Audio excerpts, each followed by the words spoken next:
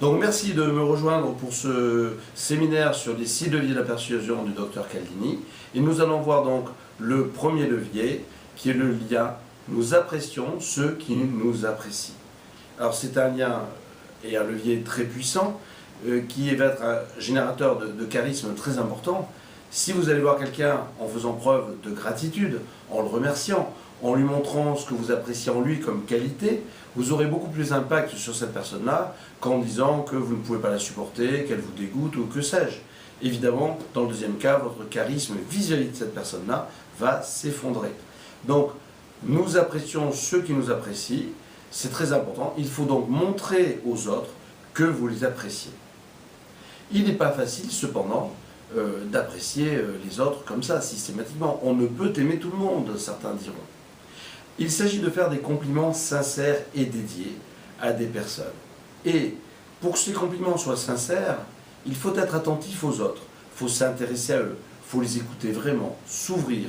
Et pour cela, s'intéresser à leur vie, leur poser des questions, échanger et leur faire des compliments quand quelque chose vous paraît tout à fait bien, faire des encouragements. La meilleure université du monde, la Harvard Business School, fonde sa pédagogie sur un état d'esprit totalement positif, où on encourage les étudiants, on les félicite, il n'y a pas de notation négative. Et tout ça met les étudiants dans un état d'esprit de réussite et de succès. Le négatif entraîne le négatif, même le positif fois le négatif va faire du négatif. Le négatif pollue tout. En multiplication, vous voyez bien, donc, du positif et du négatif vont annuler en fin de compte le positif. Donc, la pensée positive, les compliments vont générer une véritable dynamique. Et les protestants, par exemple, sont un peu dans cet état d'esprit puisqu'ils remercient tout le monde avec gratitude de tout ce que les uns et les autres ont pu faire pour contribuer à la prospérité de chacun. Donc, c'est très important de faire preuve de gratitude. Alors, la gratitude, pour y arriver, il va falloir retrouver les qualités de chacun. Réfléchir, se structurer. La plupart du temps, on ne va pas faire de compliments. Les compliments ne vont pas sortir. Pourquoi ? Parce que souvent, ces compliments sont connotés comme étant de la manipulation. C'est le fameux corbeau et le renard. Le corbeau et le renard flatte le corbeau pour que le corbeau lâche son fromage. En fin de compte, la plupart du temps, dans notre éducation, nous pensons que les compliments sont intéressés, visent à obtenir un gain immédiat, comme dans la fable de La Fontaine. Du coup, il y a une véritable méfiance à l'égard des compliments. En plus, la société ne nous incite pas à faire des compliments. La première chose dont les salariés se plaignent, d'ailleurs dans les enquêtes internes, tout ce qui est audit ou climat social, c'est le manque de reconnaissance. Manque de reconnaissance de la part de la hiérarchie, mais aussi entre les collaborateurs eux-mêmes.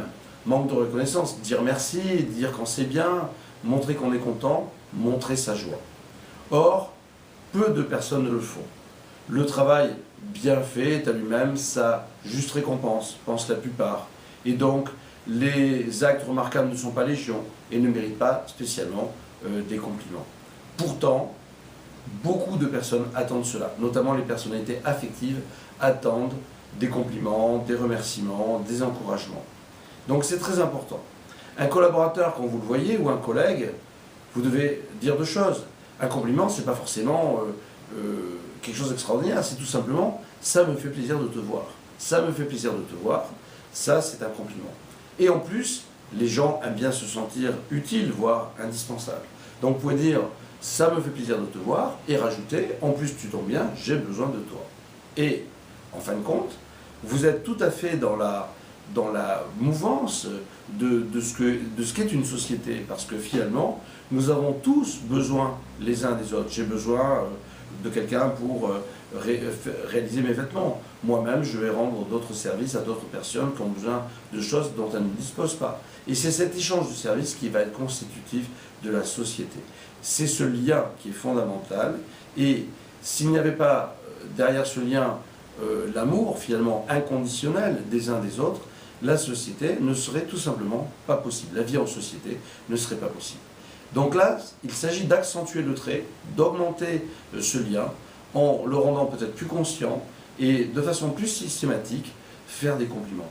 Demandez-vous, dans les 2 semaines qui viennent, regardez tous les jours combien vous faites de compliments et à qui, et évaluez. Alors aujourd'hui j'ai fait 2 compliments, et peut-être demain j'en ferai 3, peut-être après-demain j'en ferai 10. L'idéal c'est d'en faire le maximum, pourvu qu'il reste sincère et dédié.